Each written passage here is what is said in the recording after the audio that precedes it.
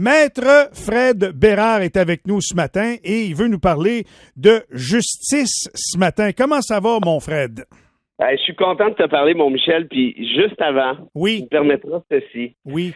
Te rappelles-tu, une couple de semaines, où je t'avais dit que Trump citait Hitler à satiété, à 6 reprises, en fait, si le décompte est bon. T'en souviens-tu de ça? Oui, je m'en rappelle très bien, bien sûr. Il y en a qui me disaient, voyons donc, tu penses-tu que Trump, il sait c'est quoi Mein Kampf, qui est le livre classique de Hitler? Penses-tu vraiment qu'il a lu ça? C'était un accident, blablabla. Bla, bla. Tu sais, quand il disait les immigrants sont le poison de notre pays, des trucs du genre. Et là, il y a une révélation qui est sortie hier de proches de Trump. Il allait dire ceci. Trump dit en privé, Hitler, là, il a fait quand même pas mal de belles affaires, là. Faut quand même pas charrier, là. Et tabarouette. Voilà. Honnêtement, là, j'aime autant même pas le savoir. Oui,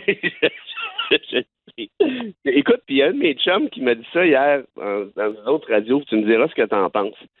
Il dit, c'est le problème avec Trump, il dit, c'est qu'il dit tellement de niaiseries, c'est tellement grossier, c'est tellement méchant, stupide, c'est tellement provocateur qu'à un moment donné, on porte plus attention. Ben non, c'est tellement beaucoup qu'on se dit, comme, ça se peut pas qu'ils disent autant de niaiseries aussi souvent. Tu sais? Fait que quand on l'entend se défendre après, j'ai bien proche envie de le croire qu'il est pas si cave que ça. Tu comprends-tu? Oui. Mais oublie pas, c'est le même gars qui avait dit à l'époque, si je me présente un jour, je vais me présenter pour les Républicains, est-ce que je pourrais tirer quelqu'un sur la 41e avenue à New York, puis le monde m'applaudirait. OK, changeons de sujet. Parce qu'il nous reste 5 minutes, parce que je veux vraiment, ce matin, je reçois une potentielle future candidate à la mairie de Gatineau. Alors, on la surveille, on surveille son arrivée, puis je veux pas être trop en retard, beaucoup de choses à adresser avec elle.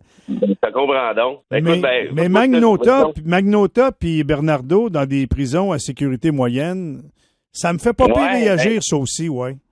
Oui, je savais que le feu allait prendre. Ouais. Parce qu'on sait qu'ils ont été... les deux, en fait, se retrouvent, je crois que c'est à la Macasa, si je ne fais pas erreur.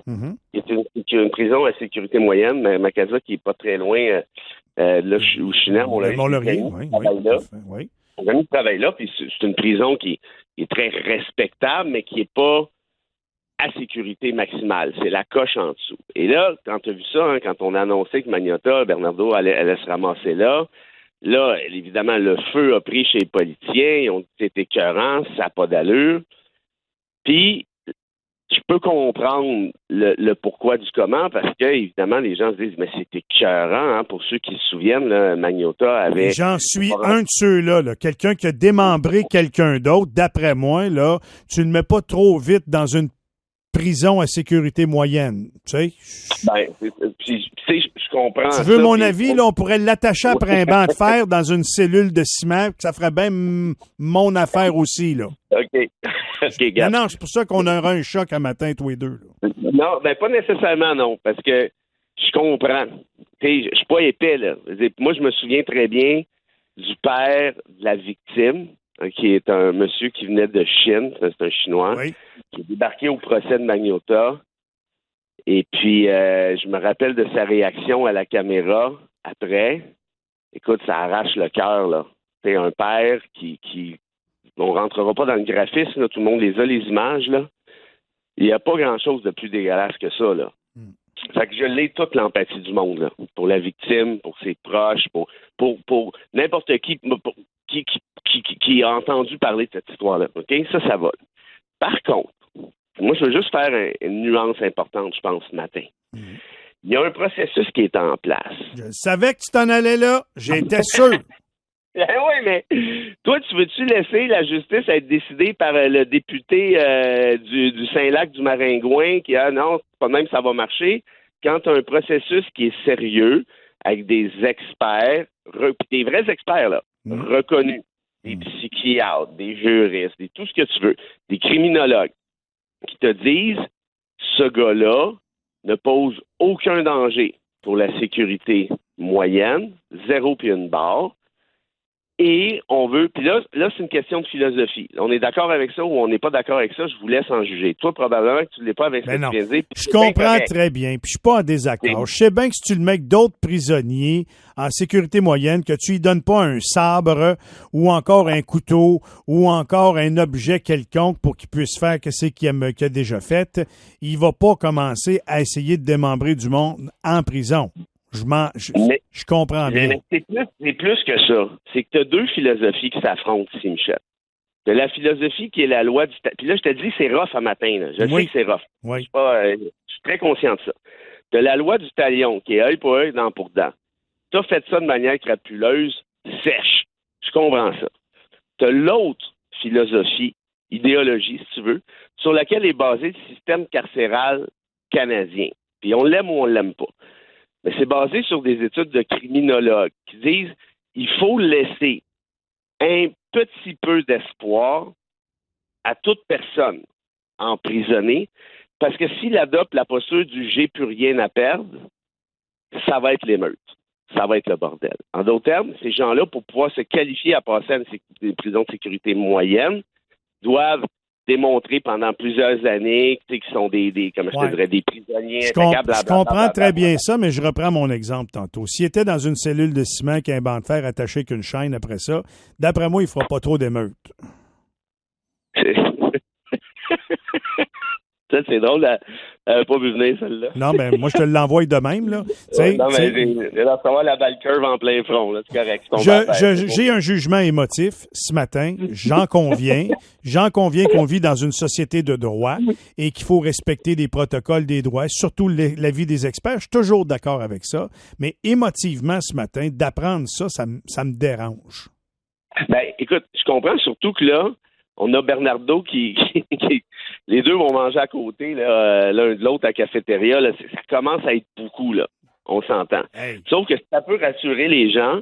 Ces gens-là, là, ces deux gars-là, ne vont jamais sortir de prison. Ils vont mourir là. Ça, je vous garantis ça. Parce que comment ça marche au Canada? Quand tu es condamné à la prison à vie, ça veut dire quoi? Libération après 25 ans. En fait, pas une libération. Tu peux faire une demande de libération, oui. Mais c'est loin d'être sûr que tu vas sortir de là. Quand tu as fait un crime de même, tu ne sortiras jamais. Rappelle-toi Valérie fabriquant l'espèce de fêlé qui a atterri tout le monde à Concordia. Ben lui, ça doit faire 14 fois qu'il a fait sa demande de libération conditionnelle. Puis tu sais quoi, ben il est encore en dedans, puis il va rester là pour un sacré bout.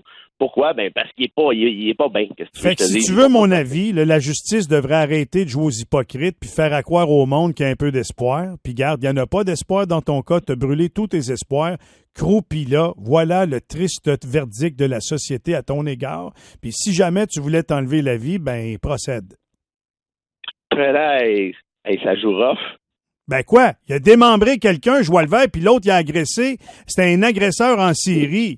Ben oui, mais attends, là, je suis pas en train de défendre ces gars-là, là. Je suis juste en train de te dire que... Non, mais là, ça va le machiavélisme, là. Honnêtement, je suis à l'âge de pierre ce matin. On est en 1024. Oui, puis encore, moi, je te dirais un peu ce matin en 1023, mais en tout cas... Bon, là, je vais arrêter parce que je sens que je vais me mettre dans... Fait que 7h22, je vais te demander une citation puis te demander de disposer, s'il vous plaît. Oui, on va disposer ça vite, on se regardera une autre fois, OK? Écoute, je pensais pas avoir du fun en parlant d'une affaire de même, mais avec à peu près le seul gars au monde avec qui je peux faire ça. Fait que, j'en ai profité. Et gars, la citation, c'est d'un grand penseur indien. Et là, je vais bien le prononcer. C'est Jiddu Krishnamurti, qui est un penseur surtout en matière d'éducation, un genre de philosophe, si tu veux, très, très, très respecté dans son pays puis en Orient, qui a dit ceci. Puis là, je te jure que ça ne s'adressait pas à toi, là. C'est un... Ouais. un hasard, mais peut-être que ça tombe bien. En tout cas, t'en jugeras. Oui. La plus haute forme d'intelligence humaine est la capacité à observer sans juger. C'est ça. Attends, je viens de tomber à genoux en bas de ma chaise, m'a fini par me relever. Merci beaucoup pour l'uppercut. Je te souhaite quand même une bonne journée. Écoute, pour l'uppercut, mais je suis quand même, moi, à côté de la plate avec mon bat dans le tronc, avec la curveball que j'ai reçue. Mais c'est une autre histoire, on se relèvera pour vendredi. Toi, je te confirme que t'es comme un arbitre de baseball habillé comme un joueur de football. Fait que je te laisse là-dessus. Salutations. Salut tout le monde! Bye-bye. Maître Frédéric Bérard. C'est ça le débat d'idées. Très intéressant.